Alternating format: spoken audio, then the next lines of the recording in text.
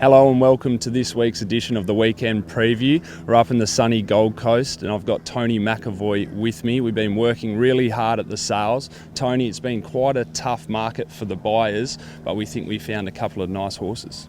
Yeah, we have, Jack. It's incredible what this industry can do.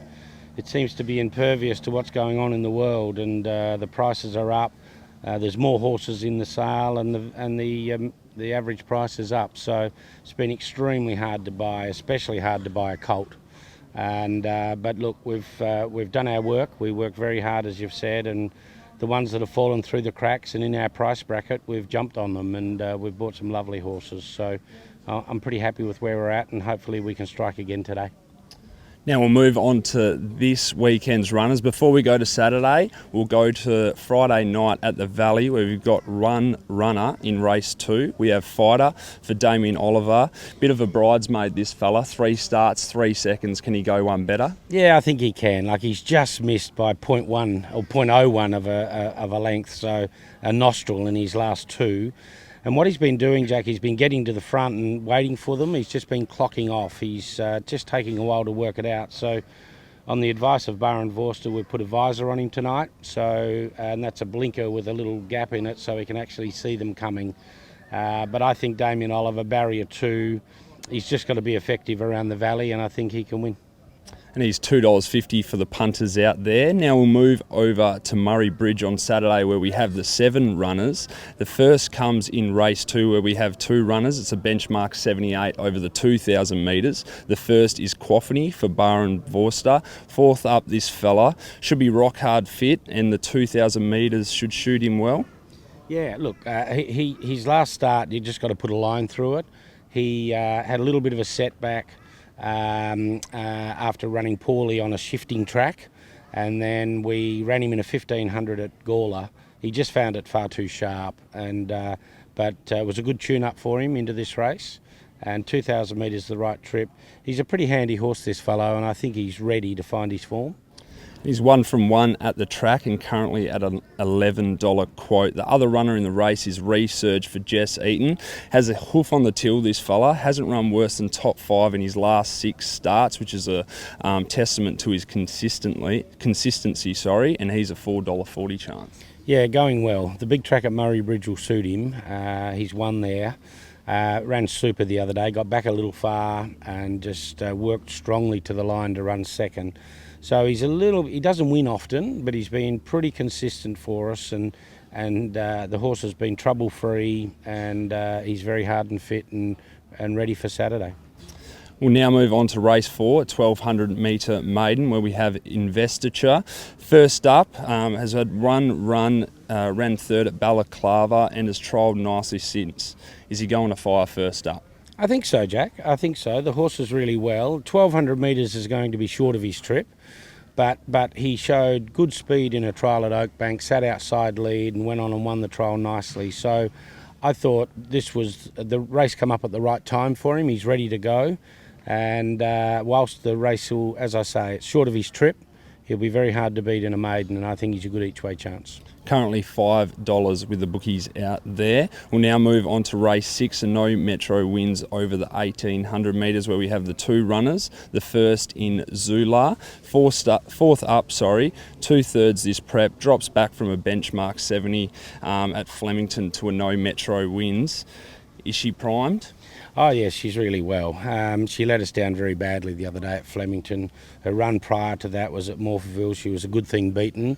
It wasn't one of Baron's best rides that day. We went to Melbourne. Jamie Carr gave her a good trip, and she was beaten on the turn. So she's become a bit fussy, this girl. So I thought straight back to Adelaide, and this no Metro win. It's not the easiest race, but Murray Bridge she'll love. And I know if she's 100% and genuine with us, she can win the race. She's got that ability. Currently $4.80, and you said they're not the easiest races to win. Our next runner in that race is Diva Nation, the daughter of the great Mackivy Diva. She's a black type horse, Tony. She was a little bit disappointing first up, been to the trial since and trialled nicely. How's she going? Yeah, look, she's going very well, Jack. I was really pleased with her going into her first run, but she must have slipped at the barriers or done something. She ran appallingly and came out very sore through her hamstrings and her sacrum over her back, so she did herself some damage. Took us a little while to get that right, and I just thought I'd take her to the trials to make sure she was okay. She trialled lovely, really trialled nicely, was willing to stretch out when Barham wanted her. We gave her a strong trial, and thankfully she's come out of it really well. So I think the mare's going beautifully.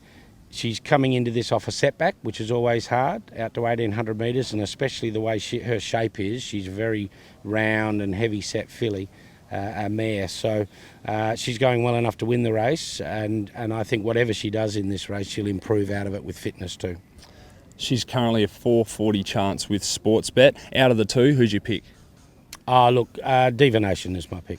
We'll now move on to race 7, a benchmark 72 over the 1,400 metres where we have a 10.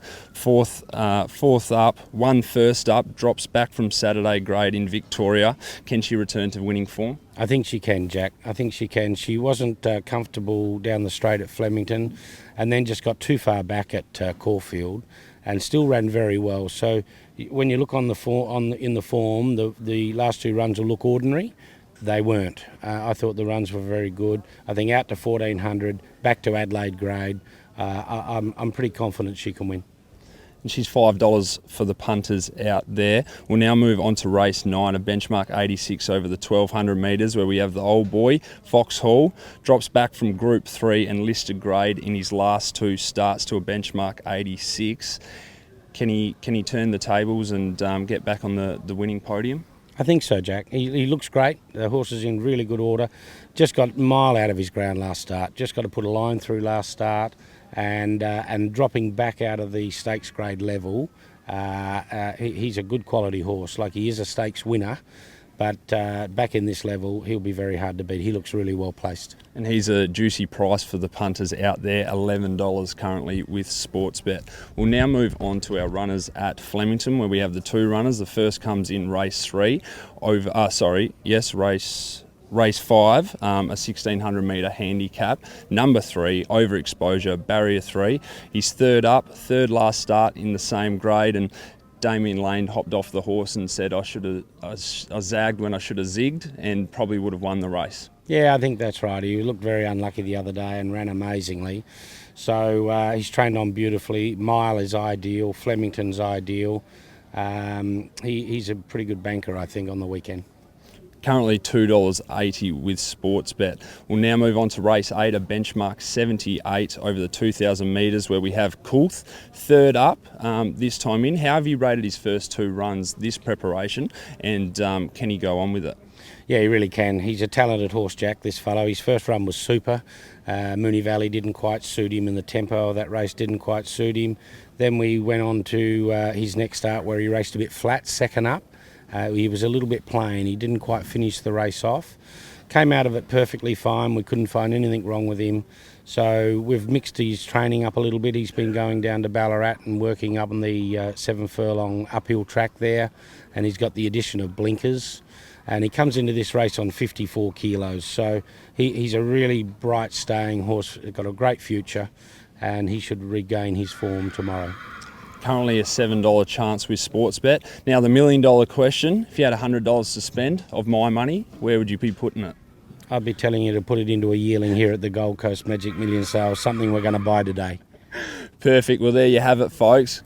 Tony's given you tips, and he's tipped a lot of horses, but his number one tip is to get in touch with us and get in touch and get involved in a yearling at this sale. He's mentioned there's some beautiful horses, and we've done some pretty good shopping, so great advice from the great man. Hope you have a good weekend, and good luck.